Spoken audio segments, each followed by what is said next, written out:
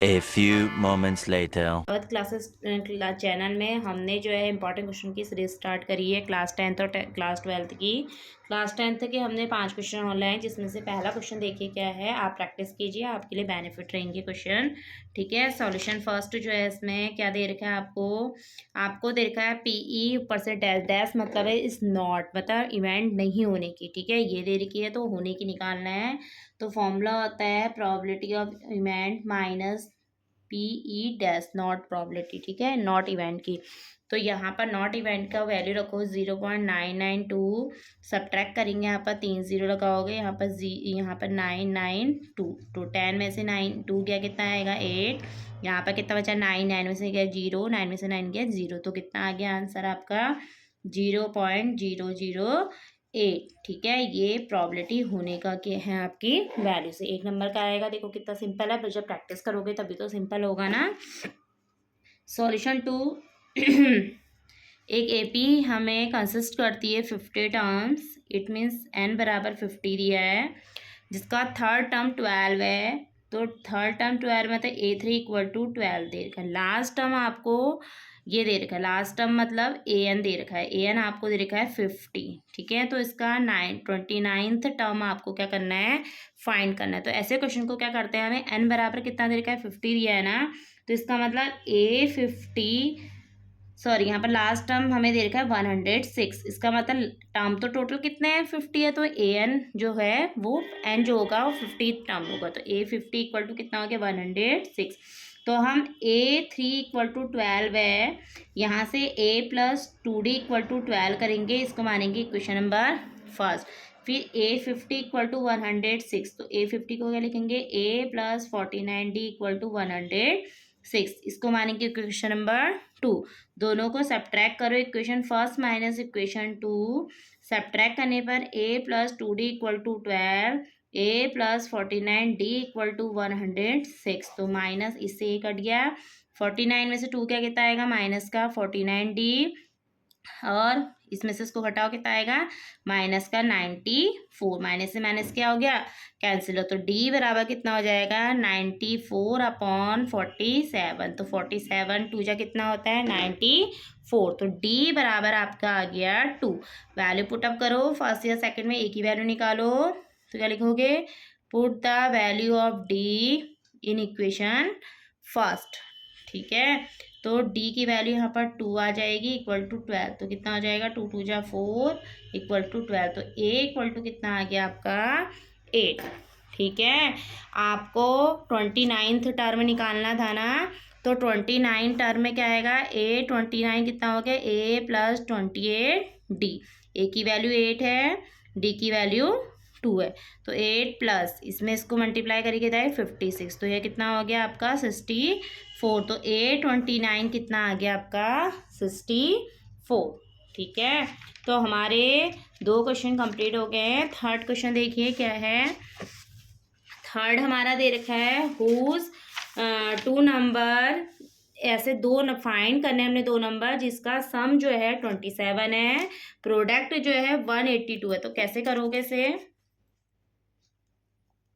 इसे पहले मान लो, लेट नंबर हमने मान लिए, नंबर साथ मान लिए हमने एक्स एंड वाई। ठीक है, दोनों का सम 27 है, x plus y equal to 27, और दोनों का जो प्रोडक्ट है वो है 182। तो आपके 2 नंबर फाइंड करने हैं, तो प्रॉपर्टीज लगाओ, एक्स माइनस वाई का स्क्वायर कितना होता है एक्स प्लस वाई का स्क्वायर माइनस 4ab, ये वैल्यूज फॉर्मूला होता है। तो एक्स प्लस वाई का स्क्वायर कितना हो गया 27 का स्क्वायर माइनस 4 मल्टीप्लाई 182, 27 का स्क्वायर कितना होता है निकाल के देखिए, यहाँ से कितना आ जाएगा निकालो, कितना आ जाएगा 729। ठीक है, माइनस 4 2 जा 8, 8 4 जा 30, जो बता 3, यहाँ पर 7। ठीक है, इसमें से ये क्या कितना आएगा 1, तो x माइनस 1 कितना हो गया 1। ठीक है, x minus y equal to 1, दोनों को ऐड कीजिए, इक्वेशन फर्स्ट प्लस इक्वेशन 2, तो x plus y equal to 27, x minus y equal to 1, इससे कटा तो यहाँ कितना आ गया 2x इक्वल टू 28, तो x इक्वल टू कितना आया 14, ठीक है। अब इसकी वैल्यू को पुट कर दो किसी भी फर्स्ट में या सेकंड में। Put the value of x in equation second. X की जगह पे ये हुआ -14 इक्वल टू 1, तो वाई इक्वल टू कितना हो गया 14 - 1 इक्वल टू 13। देखो आंसर सही है गलत है उससे पता चल जाएगा। दोनों को जोड़ो 27 आ रहा है, दोनों को मल्टीप्लाई करोगे तो 182 आएगा, ठीक है। तो एक्स बराबर हो गया 14 और वाई इक्वल टू हो गया 13। ये हो गया सॉल्यूशन नंबर 3, ठीक। 4 हमने क्वेश्चन ले रखा है, 4th का सॉल्यूशन।